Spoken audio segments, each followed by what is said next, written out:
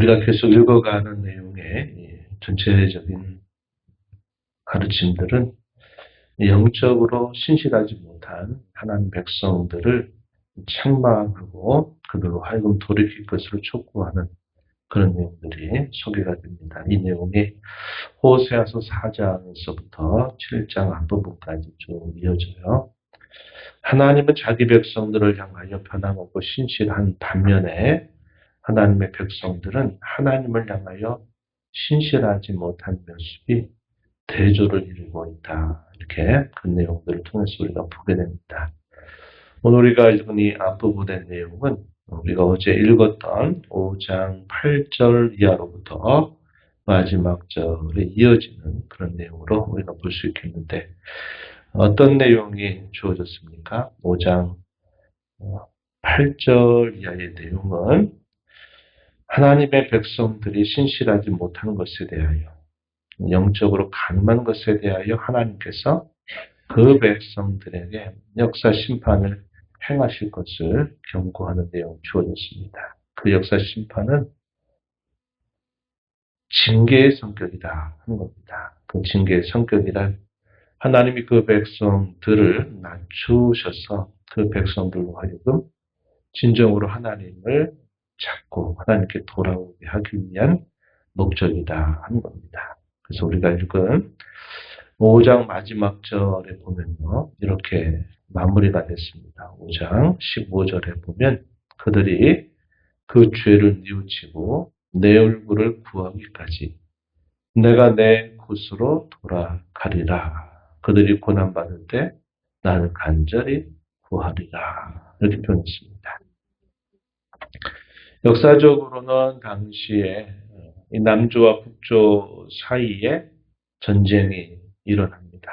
그 전쟁에 일어나서 그 전쟁 가운데서 결국 두 나라가 큰 어려움을 당하게 될 것에 대한 그런 예언의 말씀이었다 한 것이고 실제적으로 그러한 일들이 주전 734년경 그런 일이 실제로 일어났습니다. 이 내용은 우리가 이쪽에 이사야서를 읽을 때 이사야서 때 임마누엘이라고 하는 예언이 소개되고 있는 이사야서 7장, 8장에 보면은 당시 아수르 나라가 강성해지게 될 때 이 아수르의 남하 정책을 막기 위해서 당시에 이 북이스라엘 나라 그리고 아람 나라가 연합을 하고 유다 나라도 함께 연합을 해서 우리가 아수르의 이 남하 정책을 저지하자 하는 그런 요청을 보냈을 때 유다 나라가 그걸 거절합니다.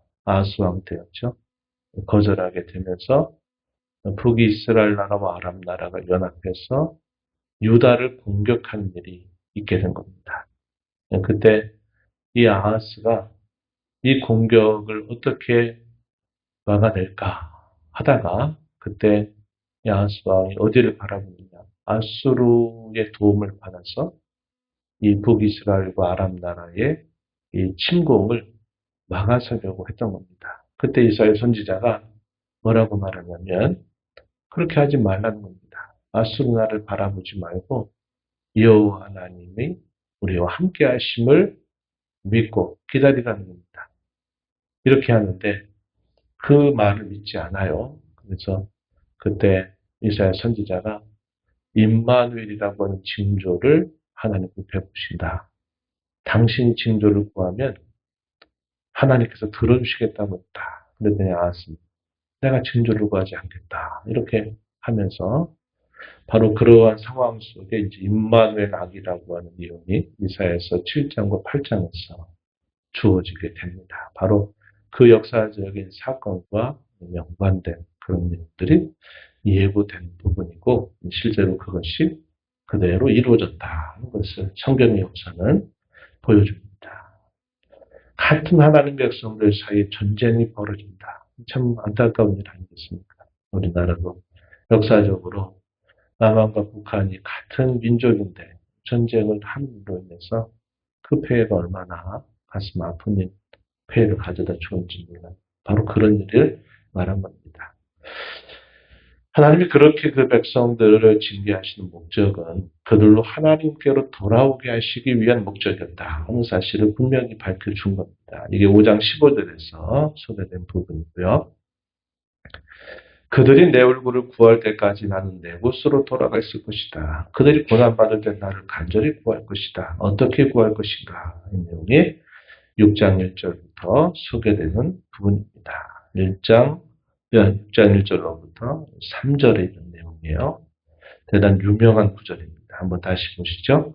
오라 우리가 여호와께로 돌아가자. 여호와께서 우리를 찢으셨으나 토론하게 하실 것이요 우리를 치셨으나 싸매어 주실 것입니다.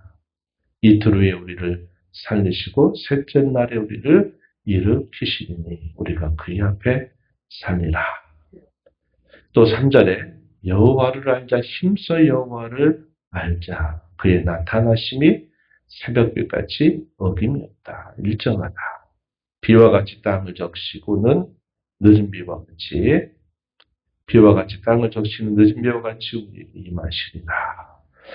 이 표현 자체는 하나님께서 그 백성들에게 진심으로 바라는 회개의 자세를 보여주고 있는 겁니다. 고난받을 때 그들이 나에게 이렇게 구할 것이다. 어떻게 바로 1절부터 3절에 이르는 내용입니다. 이런 고백 자체는 하나님이 자기 백성들에게 진심으로 바라는 것입니다. 당시 이 북이스라엘의 이 위선과 잘못된 이 음란한 종교적인 행태는 우리가 어제도 살펴봤지만 그들이 우상들에게 절하고 숭배하고 또 제사를 드리는 것뿐만 아니라 역시 여호와 하나님 앞에도 제사를 드리는 일을 같이 했습니다.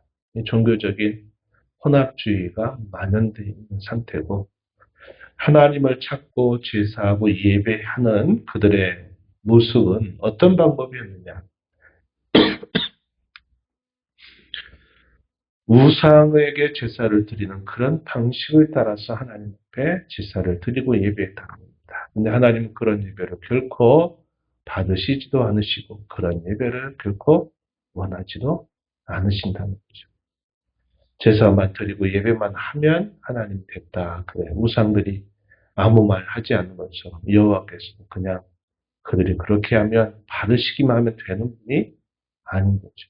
그분은 우리에게 눈을 주시고 우리에게 귀를 주시고 또 우리에게 마음을 주셔서 우리로 깨닫고 생각하게 하는 그런 지성을 하나님이 우리에게 주셨습니다. 그렇기 때문에 그것을 주신 하나님 앞에 우리의 마음과 중심이 향하지 않고 그분이 바라는 대로 향하지 않는 한 어떠한 제사든지 하나님 그것을 받지 않으신다 하는 사실을 분명히 성경은 가르쳐 온 겁니다.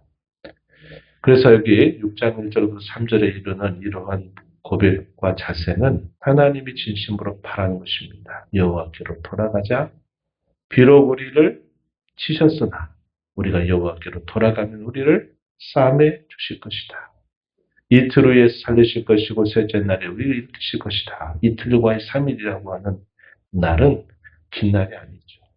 하나님은 진심으로 그분에게 돌아가는 자기 백성들을 치유하고 싸매시고 회복하시는 일을 지체하지 아니하시는 분이시다 하는 사실을 강조하고 있다는 겁니다. 하나님이 진심으로 바라는 것은 여호와 하나님을 아는 겁니다. 인격적으로 아는 거죠.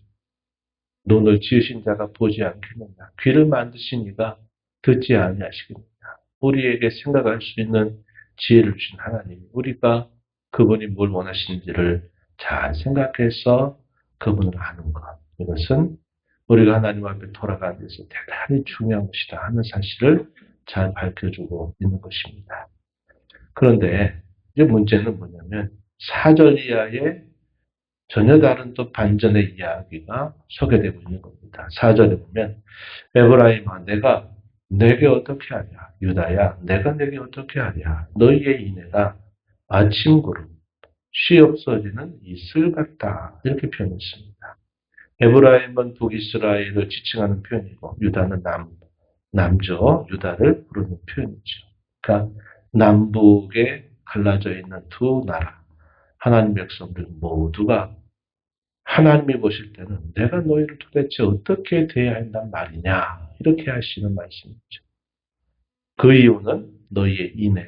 인애라는 말은 언약적 사랑이다. 헤세드라는 말인데요. 언약적 사랑이다. 이것은 대단히 중요한 표현입니다. 하나님이 그의 언약의 근거에서 그 백성들을 대하시듯이 하나님의 백성 또한 그 언약에 따라서 하나님을 사랑하는 것을 두고 인애다. 이렇게 부르는 표현입니다. 너희의 인애가 아침 구름처럼 쉬 사라지는 이슬처럼 그 정도밖에 되지 않으니 내가 도대체 너희에게 어떻게 해야 된단 말이냐 이렇게 말씀하시는 내용이 소개되는 겁니다. 그러니까 이런 표현들을 보게 되면 앞에서 소개되고 있는 이러한 말로써 하는 진실한 이런 회개의 고백 그럼에도 불구하고 그들의 이러한 태도와 자세가 오래가지 못한다 하는 사실을 안타까워하시면서 하시는 말씀이 되는 겁니다. 그러한 그들에게 하나님 어떻게 하실 것이냐 5절에 내가 선지자들로 그들을 치고 내 입의 말로 그들을 죽였다. 내 심판은 비처럼 나온다. 이렇게 말씀하시고 하나님이 자기 백성들에게 진심으로 원하는 것이 뭐냐 6절에 나는 인애를 원한다. 제사를 원하지 않는다. 제사보다도 하나님을 아는 것을 원한다. 이렇게 표현했습니다. 앞부분, 이 6절의 앞부분과 뒷부분이 서로 동일한 뜻을 반복적으로 표현하는 겁니다. 이 동의적 평행법이다. 이렇게 부를 수 있는 수사법을 썼어요. 하나님은 인애를 원한다. 제사보다 인애를 원한다. 번제보다 하나님 아는 것을 원한다. 하나님이 그 백성들에게 진심으로 원하는 것임을 말씀해주고 있는 겁니다. 7절 이하에서는 여전히 신실하지 못한 이 북이스라엘과 유다에 대하여 책망하시는 말씀이 소개됩니다. 7절에 보면 그들은 아담처럼 언약을 어기고 거기에서 나를 반역하였다. 길르앗은 악을 행하는 자의 고울이 되고 피 발작으로 가득 찼다. 또 세겜길에서는 제사장의 무리가 살인했다. 이렇게 표현합니다. 사악을 행했다. 이렇게 표현하죠. 그래서 이러한 성읍들 가운데서 공공연하게 벌어지는 그 죄악상들을 하나님이 말씀하시는 겁니다. 의와 공평을 충만하게 드러내야 할 그 도시들이 그 약속의 땅, 그 거룩한 땅에서 하나님이 결코 원치 않는 이 참혹한 죄악들이 성행하고 있는 것을 하나님이 말씀하시는 내용이 되는 겁니다. 또 10절에 가서 보면 이 종교적인 이런 우상 숭배 이것이 계속되는 것을 또 말씀하세요. 내가 이스라엘 집에서 가증한 일을 보았나니 거기서 에브라임은 음행하였고 이스라엘은 더러워졌다. 이 가증한 일은 우상 숭배와 관계된 그런 일들이다. 그것을 우리가 알고 있는 표현이죠. 그럼 유다는 어떠냐? 마지막 절에 또한 유다여 내가 내 백성의 사로잡힘을 돌이킬 때 너에게도 추수할 일을 정했다. 이 추수한다라는 말입니다. 그리고 그들을 징계하신다 하는 그런 의미를 표현하고 있는 것입니다. 그래서 당시 시대가 여로보암 2세의 하에 영토적으로는 넓은 땅을 차지했고 또 그들이 많은 번영과 부를 이루기는 했지만 그들의 속이 계속 썩어져 들어가고 있는 그러한 실상이 드러나고 바로 그러한 시대 때 남유다도 그 진행의 속도는 분명히 차이가 있지만 남유다도 같은 길을 걸어가는 거죠. 아하스, 유다의 이 아하스 왕의 치세 그 얼마나 그것이 부패한 그런 왕으로서 유다 나라를 쇠락의 길로 걷게 했는가 하는 것을 우리는 알게 되죠. 그리고 히스기야 시대 때 조금 회복이 되는 듯 하다가 또 어떤 일이 벌어집니까? 므낫세, 히스기야가 나왔던 이 므낫세의 치세에 유다 나라가 급격히 쇠락하게 되는 일이 따라오게 되죠. 그래서 시간적인 그런 차이는 있지만 북이스라엘 나라가 걷고 있는 정처를 남유다로 그대로 밟아가고 있는 그런 모습이 이어졌다 하는 겁니다.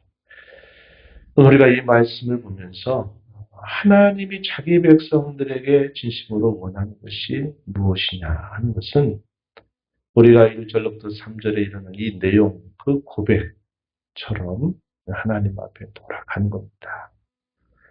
이러한 참되고 진실한 고백을 통해서 자신의 삶을 고치는 사람이 분명히 있었을 겁니다. 그러나 그 비율을 따진다면 많은 다수가 그렇게 하지 않았다는 거예요. 대다수의 사람들은 4절 이하처럼 어려움을 당하니까 하나님을 찾는 듯하고 하나님이 어떤 말씀을 듣기 좋아하시는지를 말은 하지만 그러나 그들의 인애가 마치 이슬과 안개처럼 쉬 사라져버립니다. 조금 어려움이 벗어나게 되면 또다시 됐다, 이젠 됐다 이렇게 생각하는 이러한 위선적인 자들이 다수를 이루고 있고 하나님 앞에 이렇게만 하면 하나님이 우리를 낫게 해주실 것이다 하는 얄팍한 낙관론자들이 대다수를 이루고 있는 모습이었고 1절부터 3절에 이르는 이런 고백과 자신의 삶을 고치는 사람은 아주 소수. 이런 자들이 우리가 구약 성경에 보면 남은 자라고 하는 말씀으로 요약되고 표현들이 됩니다. 역경의 시대, 고난의 시대, 평안의 시대, 어떤 시대를 살든지 간에 하나님은 신실하게 찾고 따르고 믿고 행하는 자들, 이런 자들이 남은 자들, 진실한 하나님의 백성들이다 하는 사실을 성경은 말해주고 있습니다. 오늘도 마찬가지일 수 있어요. 보이는 교회에 물론 마이너스 성장을 계속 이루고 있다고 하지만 그러나 여전히 많은 사람들이 신자들이 있어요. 많은 신자들이 있다 할지라도 그 신자들이 다 그러면 진실한 신자들이다 할 때는 그렇지 않을 것이다 하는 겁니다. 신실한 자. 하나님이 베푸신 그 은혜를 기억하고 하나님 앞에 진심으로 돌이키고 새로운 순종으로 응답하는 자들. 이러한 사람들이 참 신자의 모습을 드러낼 것이다 하는 겁니다. 우리가 살아가는 모든 삶 속에서 평안의 때이든지 역경의 때이든지 어떤 시대든지 간에 우리가 늘 하나님 앞에 우리의 마음과 중심을 향하고 때로 우리가 잘못하고 넘어지고 실수하더라도 하나님 앞에 우리의 마음을 쏟고 그것이 새롭고 진실한 순종으로 반영되는 그런 삶의 열매로 나타나도록 힘써야지 그저 말만 하나님 듣기 좋아하시는 말만 하고 행실을 고치지 않는 그것은 참 신앙의 길이 아니다 하는 것을 다시 한번 마음에 되새기면서 하나님이 정말 뭘 원하실까 그분의 마음을 잘 알아들고 또 헤아리고 그 헤아림을 따라서 순종으로 응답하는 저와 여러분이 되기를 바랍니다.